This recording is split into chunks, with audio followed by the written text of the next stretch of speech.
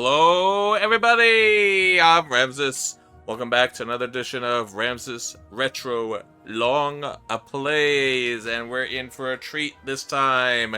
This is one I enjoyed playing when I grew up, and I know, again, probably a little past my time, but I was a big Harry Potter fan. Still am, of course. I mean, it's one of my favorite series, even though, again, I was probably a little too old for it, but everyone who was anyone was into the Harry Potter series. At least the first movie, the first book, you got into it, you enjoyed it back in 2001.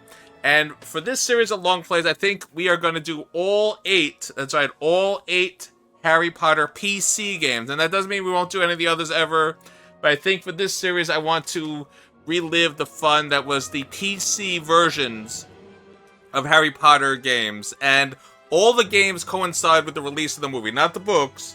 They coincide with the release of the movies, because you have to remember, every year or every 2 years, another Harry Potter movie was coming out. They were getting these out as fast as possible, and there was 8 altogether, because I know, yes, there are 7 books, but they did 8 movies because they split the 7th book into 2 movies to try to get more money. Now, why they didn't do that with some of the other movies, that's a question that's been debated forever, but there's 8 games because there was 8 movies, and are they related on the books? Are they related to the movies? The answer is yes. So yeah, pretty much it's a mixture in many cases. They'll take elements from the books and they'll take a lot of elements from the movies and they mixed it together so you have a longer game. And that's the reason why they did it. I think if they had their choice, they would have based it all on the movie, but to get more storyline, you got to throw in some book aspects too, because, you know, the movie is sort of the condensed versions of the books and the book is a very long story. So we get a combined version, and that's the case here, Harry Potter and the Sorcerer's Stone.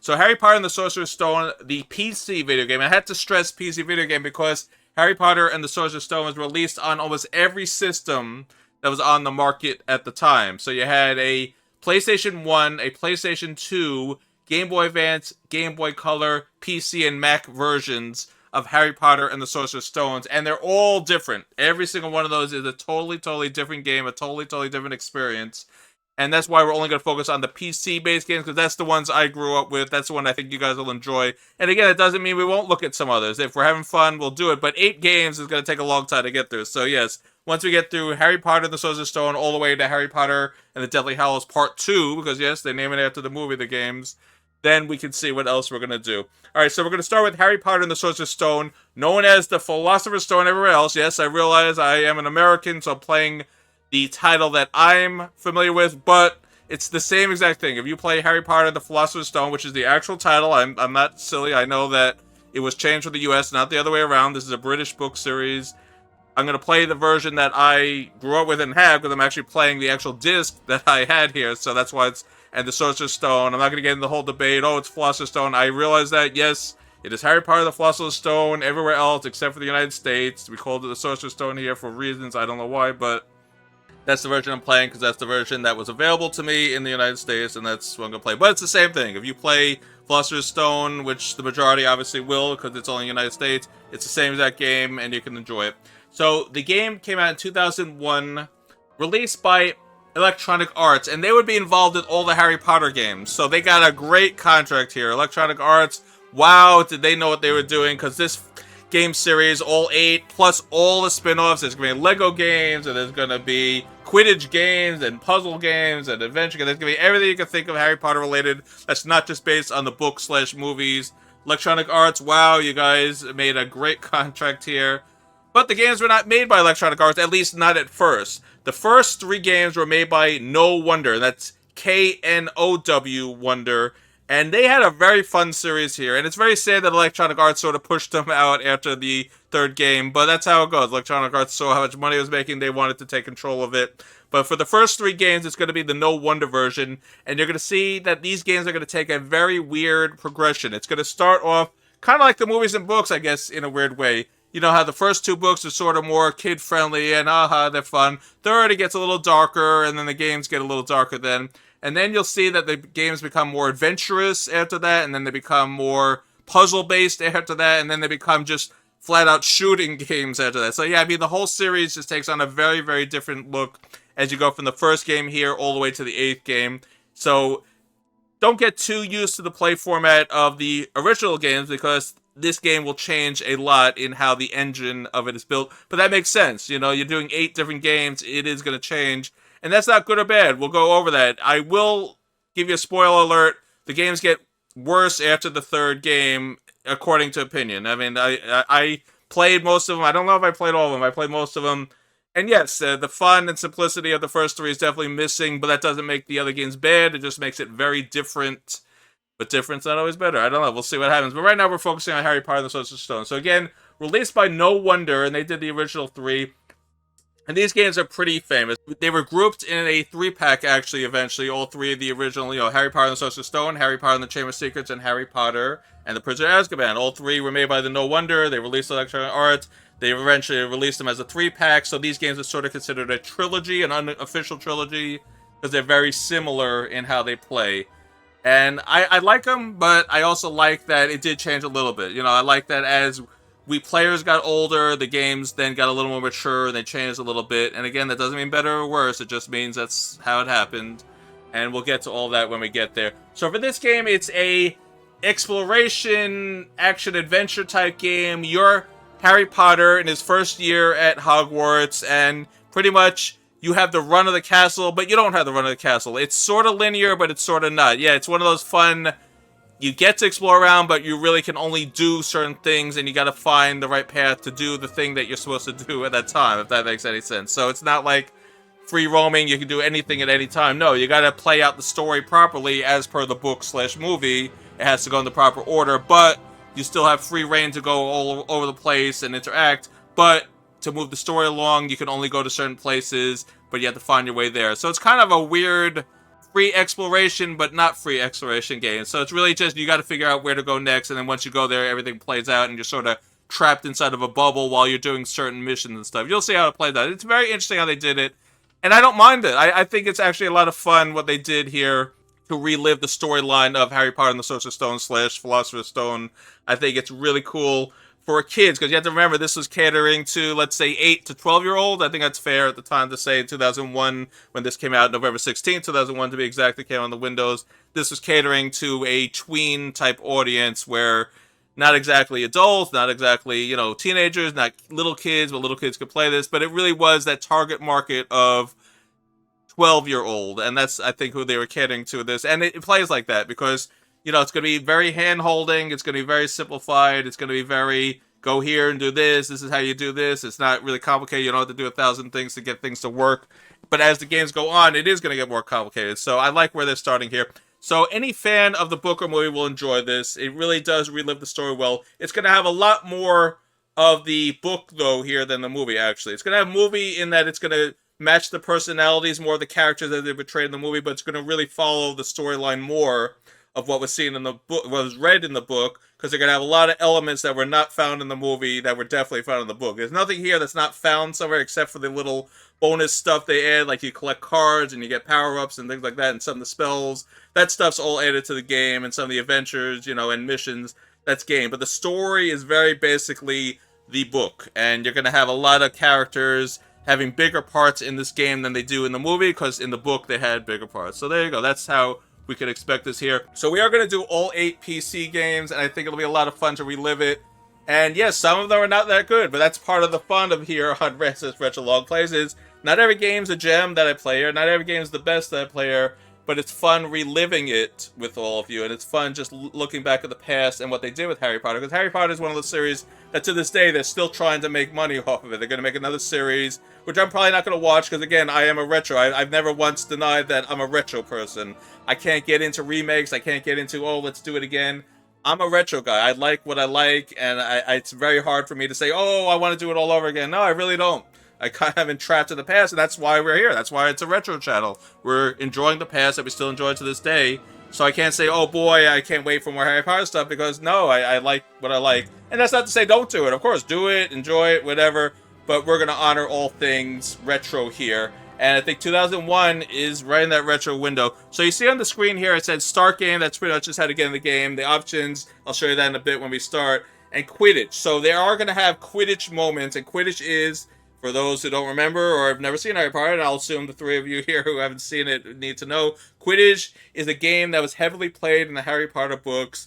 And even on the cover that you see on the screen here, Harry Potter's riding on a broom chasing the snitch, and that's what Quidditch is. It's a game where you have to fly around on broomsticks on a field. You got to catch the snitch with that small circle while everyone else is throwing the quaffle through circles. And I know it sounds like I'm making up words here, but yes, that will show you the game. But you can play Quidditch mode if you want to after you unlock it in the game. So that's what's on the screen here. So this is going to be fun. I'm looking forward to it. I haven't played this game in a very long time. It's probably been a good, I don't want to say 20 years, but it's probably been 12 or 13 years. It's been a while, yeah, and I know I played this before and I enjoyed it. So we're going to try, and I'm going to stress this try. I'm not going to guarantee anything. We're going to try to do 100%, and that means collecting every wizard card in the game. That's how you do 100% in Harry Potter and the Sorcerer's Stone. There's 25 cards altogether. To get the 25th card, you got to find all 24 cards. So that's how it is. No matter what it takes, you got to find all 24 cards, and then if you beat the game properly, you will get that magic 25th card, and we'll reveal that if it happens. But that's the goal here. I want to try to get 100%, show you where every card is, but I'm not going to guarantee anything. Unfortunately, in this game, some of the cards are sort of level locked. Like, if you miss it when you're in that level, that's it. You can't just go back to some of the places you were at because it's very storyline based. So, like, if the story said, oh, you're supposed to go to this location, well, there could be a card there, and if you didn't get it, well, you're just out of luck. You're not going to be able to go back. You're going to have to start the game all over again to get it. So, we're not going to start the game all over again. I'll just mention, oops, I missed a card there, and unfortunately, we don't get the 100%. But the goal is to do 100%. All right, so we are going to try to find all 25 cards in this game. And I hope we do. That's going to be the fun here. All right, so let's get into it. I know you guys have heard enough of me talking. I think the best way to show this game is just to play it. Today I'm going to warn people, if you want to see the new Harry Potter stuff and you're not familiar with it, this is going to reveal the whole entire story. And I know the majority of you know what Harry Potter is. I know the majority of you have seen or read the books. But I do want to give that warning because, yes, I want you to understand that while I want you guys to see this and I want you to enjoy this with me, this will give away the whole entire story if you watch this all the way through. So there you go. That's my little warning, and hopefully most of you will stay here and we'll enjoy Harry Potter and the Sorcerer's Stone together. So before we get into it, don't forget to like, comment, subscribe, ring that bell if you like to see something to say. I think for this one, we're going to have a lot to say because this is Harry Potter and the Sorcerer's Stone on the PC. This is the classic. Not the best game. It really isn't. They actually get a little better as it moves along. And I think the second one is debatably the best according to the two opinion. But I enjoyed this one. It has a special place in my heart. And you gotta start somewhere, as they say. I think KnowWonder did a good job in providing a tale here. And also, don't forget, we are spun off from Vesper's Retro Reviews, where Retro is alive and well and not going anywhere anytime soon. Please check us out there. Say hi to Vesper. I'm sure he will be watching this as well. He's a big Harry Potter fan too, of course. And with that out of the way, we're going to get started. We'll give you a little taste of the game. Maybe we'll do the tutorial, and then we'll call it a day and get back next time, all right? So let's show you what you can do here first. Let's go to the options. And here's the option. Now, you have to remember, this was made with a older computer in mind. Probably Windows XP, Windows 2000. And again, I am playing this on my older XP computer. I've mentioned before that when I can't get games to work on Windows 10/11, we play it on our XP computer. And that's what's happening here. Now, it's not that it didn't work. It's the sound won't work. The graphics don't work right. The game will load, but it's going to be not perfect. We want to relive the game properly. We want the sound. We want the graphics to work right, so we are going to have to play this on XP, and that's what we're doing. We're playing this on Windows XP right now, and these are the options you would change if it was on an XP, which it is. So you can change the resolution. You can make it, now remember, CRT monitors were these resolutions. I mean, the 1000's actually pretty big. I'm using that now because I am using a newer monitor here, but these top two would be the ones you would use for this. Color depth, 16 or 32. Now we can go to 32. Yeah, that's fine. So we can go to 32-bit. That doesn't ruin anything, but my computer can handle it. So there you go. Texture, high. Yeah, we'll keep that. Detail, high. Again, we can keep very high. So you can, depending on what graphic card you have. See, my computer is pretty good. It's a newer XP computer. I got it especially just so we can do fun things like this. So yeah, it can handle all this. There's an older game, but the computer can more than handle it. Brightness, we could change that. I think it's fine. Mouse speed, again, it's fine. You can see how the mouse is moving. We can change the music volume. Now, turned off again because that's a little glitchy. Whenever you and that's not due to using a different computer. That's how it always was. The game is a little glitchy like that. When you make changes, the music sort of gets affected. Whatever, it'll come back. I'm not too worried about that. Same with the sounds, so I'll keep it here because we're going to be talking the whole time. Now, the moves are all done through the keyboard, which is really cool. and the mouse. There's no joystick in this game, although, of course, I think you can set it to joystick if you want to, but I wouldn't recommend it. It's very simple. Up, down, left, right. That's the arrow keys. That controls everything in this game. That's all you need. Mouse buttons or control buttons or alts. Jump and use a wand. And then if you want to speed up or slow down while on the broom, it's A and Z. It's very simple. There's no complication here. Like I said, this is catering to a younger audience. They made it very simple. There's nothing too complicated. All right, so with that out of the way, let's start it up and let's see what we got. Time to push start. Here we go. All right, so you can save 6 games at once, which is cool. So, like, if you're in the middle of one game, you're like, oh, this is not going well, I'll just start a new one. Or you're like, oh, well, I want to save it somewhere else, you can do that too. So, yeah, you have 6 slots to use, which is more than enough. You're not going to need more than that. And it also lets, like, say your brother or sister or someone or a friend wants to play it, then they can play their own game too, so that's fun. So we're just going to use number 1. And you notice they're all the Gryffindor symbols, because Harry Potter is part of Gryffindor, that's right. There was nothing about the starry sky that night to suggest that strange and mysterious things would soon be happening. As unsuspecting muggles slept, a huge motorbike with a giant astride it tumbled down from the darkness. The giant, named Hagrid, left a blanket-wrapped bundle on the doorstep of number 4 Privet Drive. Nestled in the bundle was a baby. Harry Potter, the boy who lived. For the next 11 years, Harry lived with his dreadful step-parents, the Dursleys. Until that fateful day, when he received the letter inviting him to attend Hogwarts School of Witchcraft and Wizardry. Hagrid took Harry to Diagon Alley to purchase a most unusual list of school supplies. While at Gringotts Wizard Bank, Hagrid collected a scruffy package from Vault 713, mentioning to Harry that the package, whatever it was, would be safer at Hogwarts. Soon after, Harry caught the Hogwarts Express from platform 9 3/4 and left the Muggle world far behind. Dumbledore stood up. This term, the corridor on the 3rd floor is out of bounds to everyone who does not wish to suffer a most painful death. Harry sat beneath a sorting hat, hoping that he would not be chosen for Slytherin House over Gryffindor. Not Slytherin, eh? Said the hat in his ear. You could be great. It's all here in your head, and Slytherin will help you on your way to greatness. No? Well, if you're sure, better be Gryffindor!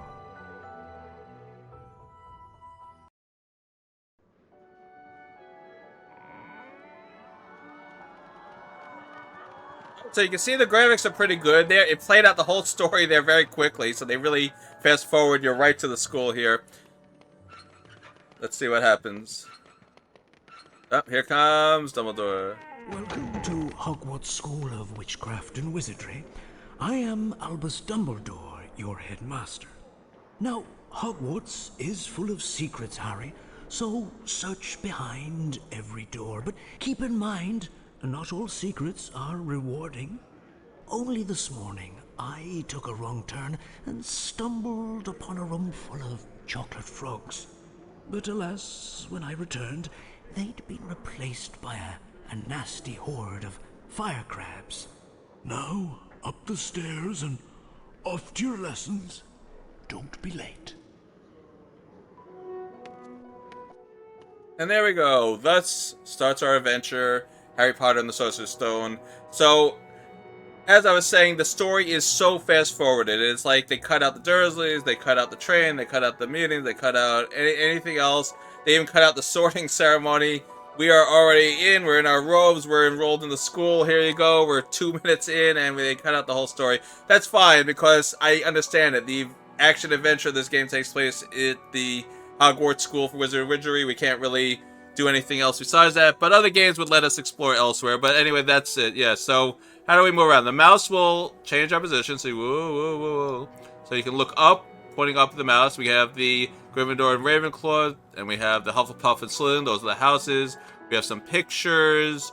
We have some knights of armor over there. We have a doorway, and we have the seal of Hogwarts. So there you go. That's what we could do. And if you hold this down, that's how you charge up your wand.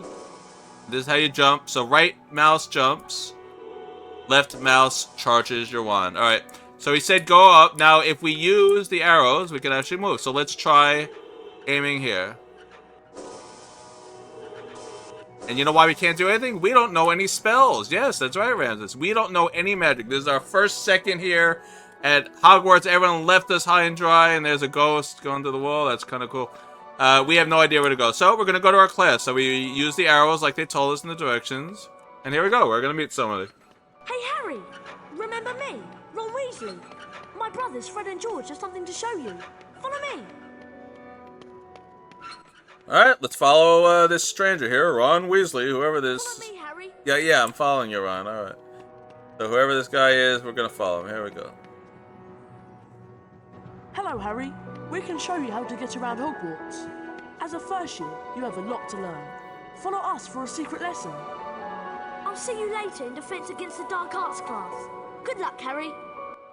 Thanks for leaving me high and dry, Ron. Alright, here we go. So this is the tutorial I was promising, guys. This guy, they're both going to teach us how to play this game, pretty much. Here we go. We're going to teach you how to climb. See, they're going to teach me. Run to the bookcase and don't stop. You'll climb up. Above the bookcase is a Bertie Bott's Every Flavour bean. Collect all the beans you can find and meet us in the next room.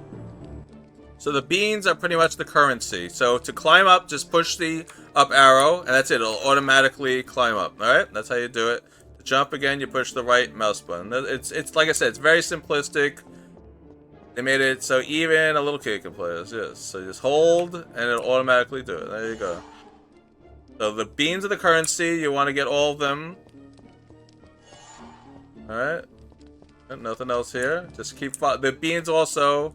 Can you talk to the ghost? No, the ghost just ran away from me. The beans also act as the trail markers, so you know which way to go. Now, how they teleported up here, I don't know. They don't really explain that. I guess it's magic or something. I don't know, but here we go.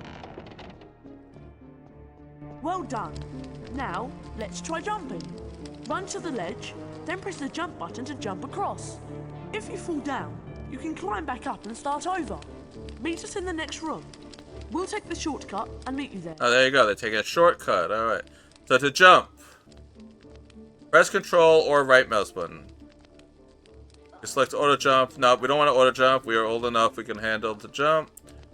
So there you go. Harry can jump. All right. So nothing that way, right? You're right. So let's go for it. Okay.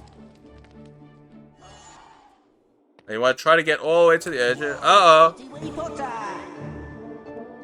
That's Peeves, the poltergeist. He's always causing trouble. Peeves doesn't like first years, so watch your step.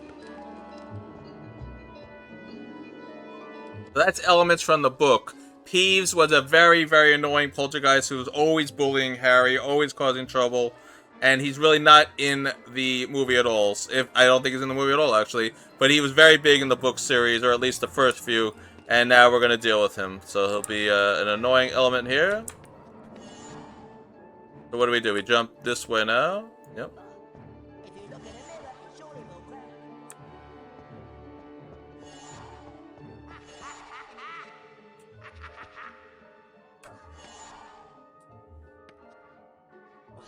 Alright, let's just ignore him, I mean.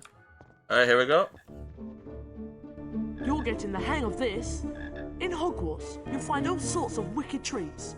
To pick up a treat, just run over to it. Chocolate frogs boost your energy. Bertie Bott's Every Flavour beans are fun to collect. We're collecting them too. We need 25 beans, Harry. Come back when you've got them all. Come see us, and we'll show you the way to class. Oh, it's so nice of them. So I'm missing class here while I'm playing Collect the Beans. Alright. Well, anyway, let's do it. Alright, so, yep, automatically climb up by pushing up. There you go. Alright, I'll hide behind these pillars. I don't know why. Let's get some more beans. So the bean counter's in the top right there, as you can see. So I have 17. The energy meter is in the top left. That's the lightning bolt, because that's the scar on his head. Again, I don't want to be too obvious, but that's what Harry Potter represents, is the scar left on his head. After you survive the attack. Again, spoilers. I did tell you guys I would be spoiling things, so sorry for the one person who didn't know that here, but yes, that's why it is a lightning bolt. Alright, let's keep going.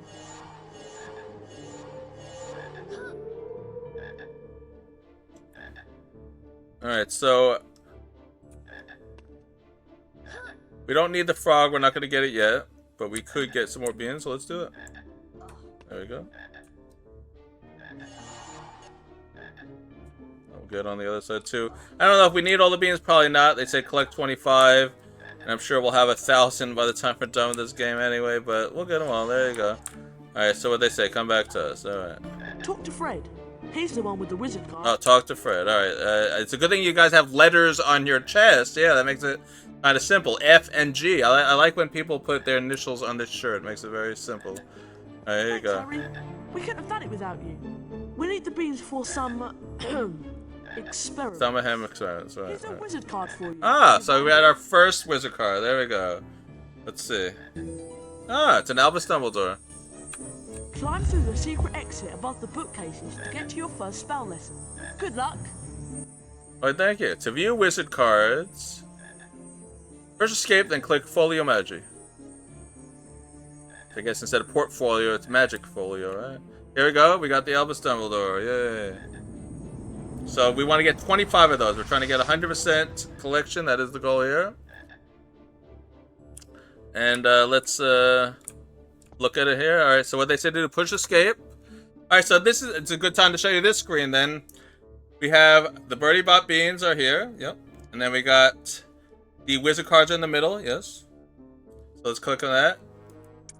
Albus Dumbledore, question mark to the present, current headmaster of Hogwarts, considered to be the greatest wizard of modern times. And then you can look at all the other cards here, but we don't have any, so that won't help. There you go. Okay.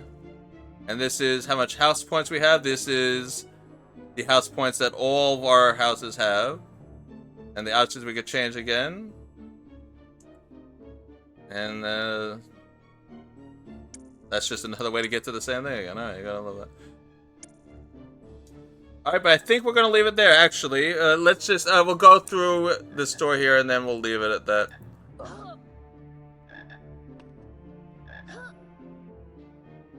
Alright, we got the frog. There we go, alright. Let's get this story out of the way and then we'll save it. Famous Harry Potter. I'm Draco Malfoy, and you do well to show me respect. These are my fellow Slytherins, Crabbe and Goyle. Naturally, we Slytherins are going to win the House Cup and the Quidditch Cup. You better stay out of our way, Potter. Let's go, boys. What a jerk.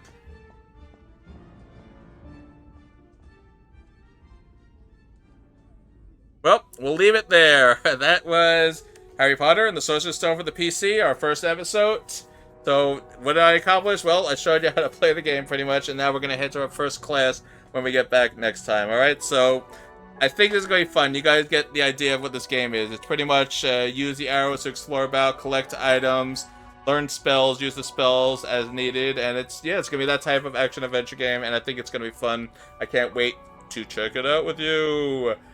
So don't forget to like, comment, subscribe, ring that bell if you like what you see, has something to say. Please do subscribe. We're going to be playing all 8 of the PC Harry Potter games. You don't want to miss a single moment, especially for you Potterheads. That's fans of Harry Potter who want to see this whole adventure played out. And I know you are all out there because I want to see this all played out. I haven't done this in so long. It's going to be great reliving it again. So hit that subscribe button. We're going to do all 8 of the Harry Potter PC games based on the movies/books, and I'm gonna say movies too because it came out in conjunction with the movie, as I mentioned. And also, don't forget to check us out on our main channel. We're spun off from Investors Retro Reviews, or Retro's alive and well, and not going anywhere anytime soon. And we'll see you all next time for Harry Potter and the Sorcerer's Stone, the 2001 PC game by KnowWonder and Electronic Arts. What an experience we're going to be in for. I'll see you all for episode 2. Goodbye, everybody.